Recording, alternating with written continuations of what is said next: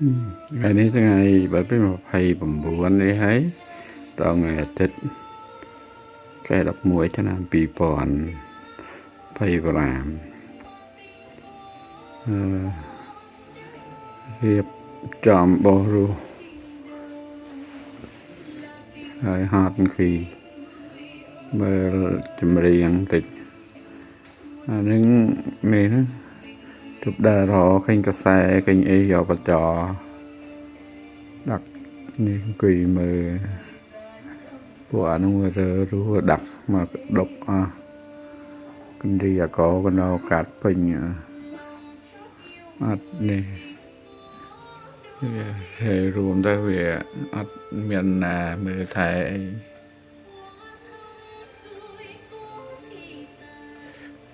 ទៅរៀបចំនៅវិវ័នវាមកកណោក៏យកចេញ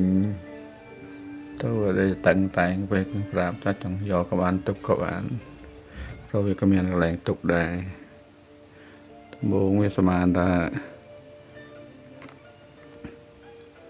របស់វា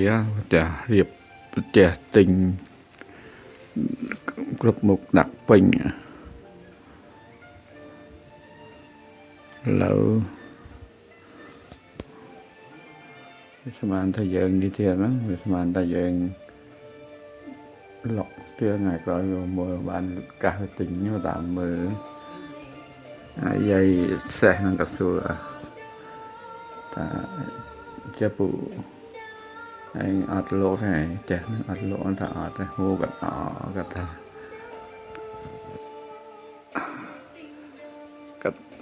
លោកទៅគាត់មិនដឹងយកសេះទៅណាអញ្ចឹងណាគាត់ក៏គាត់លើកដៃគាត់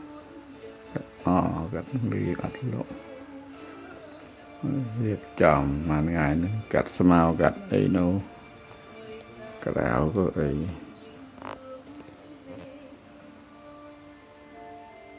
ឃើញស្អាតស្អាតបើក្រៅផ្ទះហ្នឹងវាយកអីវ៉ាន់ទៅចេញហ្នឹងយើងនៅតែអីវ៉ាន់យើងរៀបទៅវានេះដែរវាដូចថាវាស្អាតដែរតែនៅអីវ៉ាន់នេះច្រើនពេកក្របផ្សេងនោះនេះពីអាណូអត់ហ្នឹងមួយថ្ងៃមកចុងពីទឹកជាងឲ្យធ្វើមិនហើយថតឈប់បន្តិចទៅបាទថតធ្វើទៀតព្រោះយើងមិនធ្វើមានណាធ្វើមានតម្លាក់ឯងយើងថតលេងតិចញ៉ាំកូនមើលកូនchẳngដឹងបាទធ្វើអីដល់ហ្នឹងអូខេបាយបាយ